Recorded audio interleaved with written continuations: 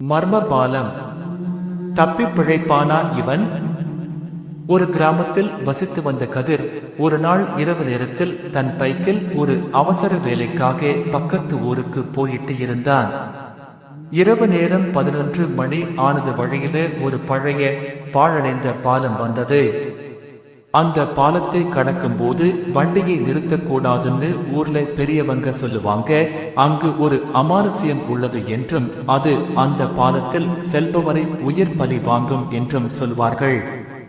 கதிர் பாலத்தோட நடுவுல வரும்போது திடீர்னு அவனோட பைக் திடீர்னு நின்னுடுச்சு. பெட்ரோல் இருக்கு, ஆனா வண்டி ஸ்டார்ட் ஆகல. சுத்தி ஒரே இருட்டு. அந்த பாலத்துக்கு கீழே ஓடுற தண்ணியோட சத்தம் மட்டும்தான் கேக்குது. திடீர்னு ஒரு சத்தம், கல கல கல. யாரோ ஒருத்தர் சைக்கிள் ஓட்டிட்டு வர்ற சத்தம் அது. ஒரு தாத்தா மெதுவா சைக்கிள்ல வர்றாரு. கதிர் ஒரு சிறு மன நிம்மதியுடன், தாத்தா கொஞ்சம் உதவி பண்ணுங்க, வண்டி நின்னுடுச்சு கூப்பிட்டான். அந்த தாத்தா வண்டியை நிறுத்திட்டு, தம்பி இந்த நேரத்துல இங்க நிக்க கூடாது, சீக்கிரம் வண்டிய தள்ளிக்கிட்டே பாலத்தை தாண்டி போயிடு ஒரு மாதிரி கரகரப்பான குரல்ல சொன்னாரு. கதிர் வண்டியை தள்ள ஆரம்பிச்சான். அப்போ அவனுக்கு ஒரு சந்தேகம். அந்த தாத்தா சைக்கிள் ஓட்டும் போது சத்தம் கேக்குது, ஆனா அவர் தரையில கால் வைக்கும் போது எந்த சத்தமும் கேட்கல. கதிர் மெதுவா பின்னாடி திரும்பி பார்த்தான். அங்கே அந்த தாத்தா இல்ல. ஆனா அந்த சைக்கிள் மட்டும் தனியா நடுரோட்டுல போய் கொண்டு இருந்தது. பயத்துல கதிர் வேகமா வண்டியை தள்ளிக்கிட்டு பாலத்தோட முடிவுக்கு வந்துட்டான்.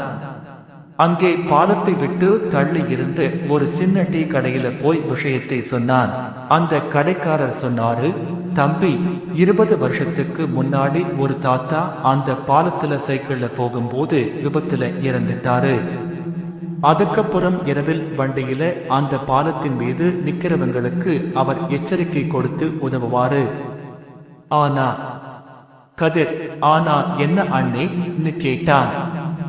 அவர் எச்சரிக்கை கொடுத்தும் அந்த பாலத்தை விட்டு 5 நிமிஷத்துல வெளியே வராதவங்களை அவரோட சைக்கிள்ல ஏத்தி அந்த ஆத்துல தள்ளி விட்டுடுவாரு. கதிர் இப்போ தன் பைக்கை பார்த்தான்.